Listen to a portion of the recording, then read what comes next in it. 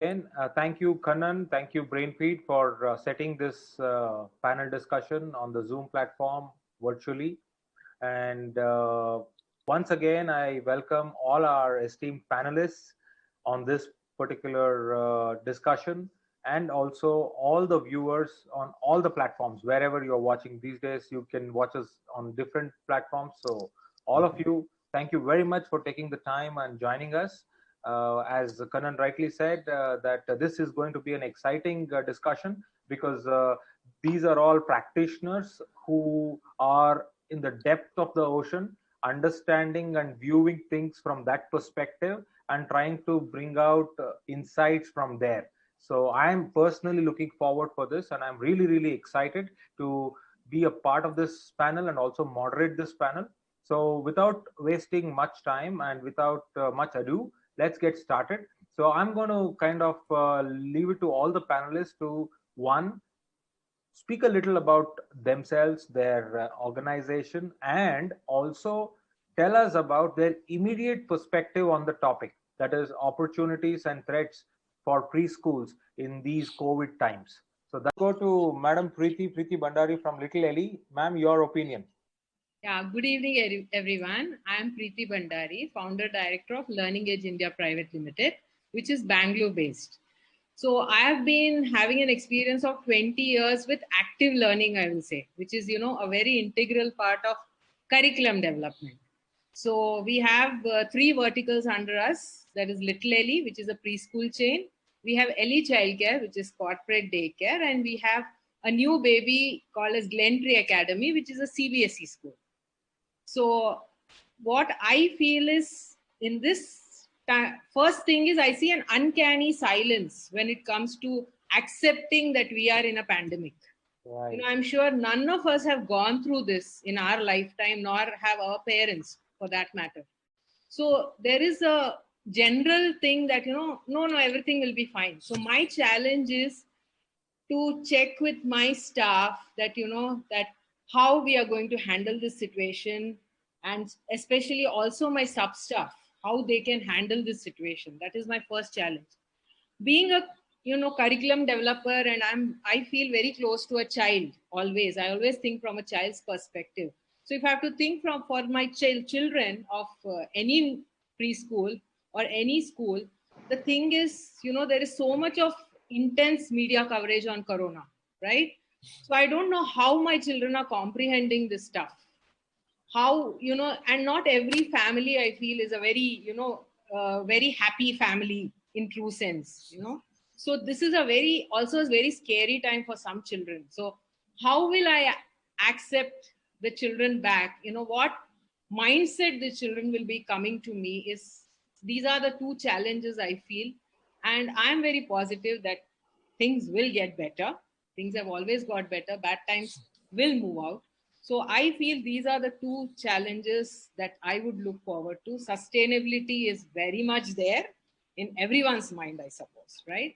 So these are two aspects.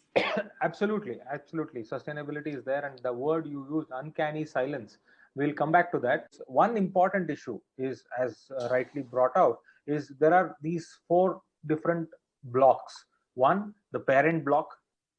Second, the staff, the teachers. The third is the child, it's himself or herself, and four is the business, the overall space of this thing.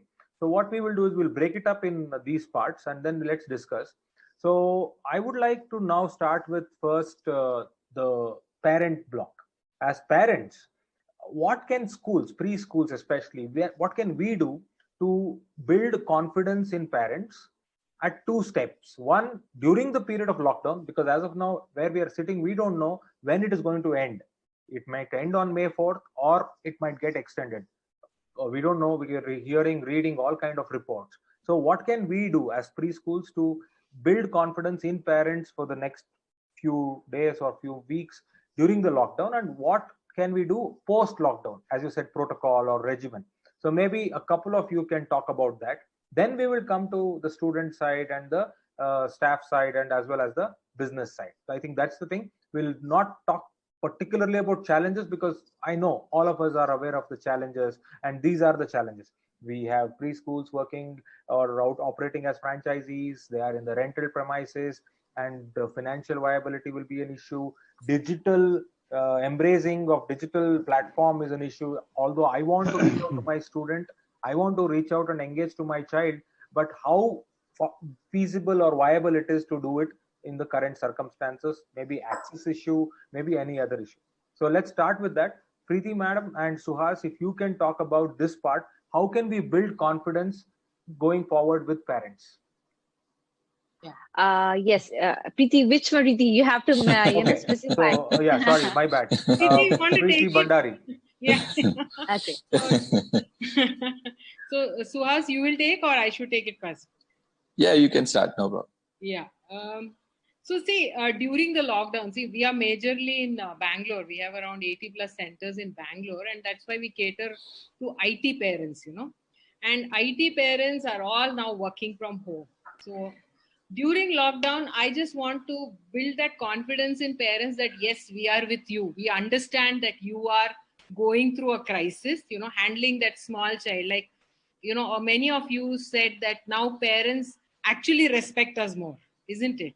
So I would tell the parents that there are two very important things. One is just like a parent is working, for a child, work is play.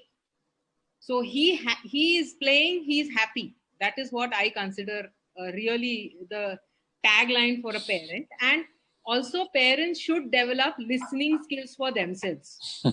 It's a very simple thing, but it's very, very necessary. So even if a child is telling you that, there is a bird mama on the window, the parent should listen to what more the child is going to say. That itself is learning.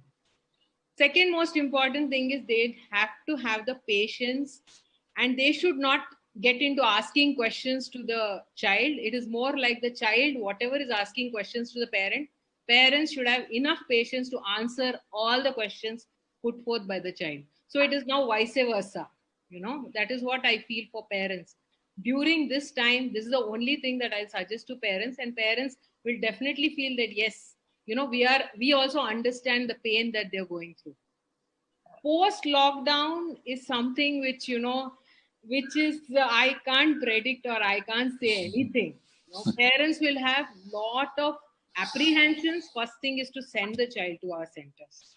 We may have to develop a new thing called as Corona Child Safety Manual, which we have not done till now. Okay, so I believe that we have now an empty book, and we have to fill the pages. Let it be on, especially for parents. When it comes, parents will talk about safety and health and hygiene. So we need to create something so that parents will get that confidence that yes, post lockdown, these are the things that are in place. And as we are all in this, I think we should all get together, put our minds into it, and try to document things. Because I don't know which, like Suhas said that, we don't get much help from the government body, right? So we need to create our own manual now and break our heads and just see how best we can instill that confidence in a parent. This is what I would suggest. Fair enough. I think for all the parents who are listening, patience and listening to your children, that's the most important thing. And for all of us, I think it's a good to-do assignment for BrainFeed as well. Coming up with Corona protocol book or a manual, whatever you want. Now the last part of this, and then we go to question and answers, is looking at all of this. The one aspect which we should focus on is the business aspect in terms of the sustainability. And I know that preschool is a different model. You have a franchisee model where you've got so many people who have partnered with you and leveraged your brand and across, and they've invested in your brand and they've trusted us. This is the time to engage with them. And I'm sure some of you have hundreds and thousands of franchisee centers. So I want each one of you to talk about your perspective. I'll come to you, Pritam.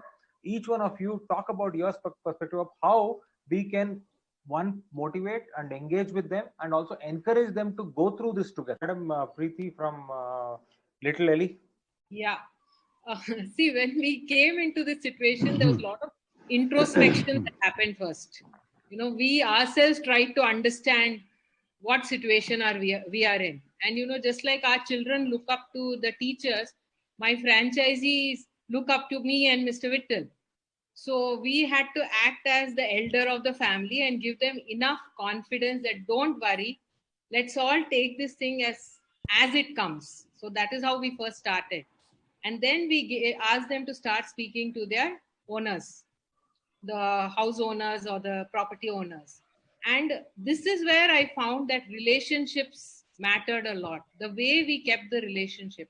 Luckily, we have kept very good relationship with every franchisee of us.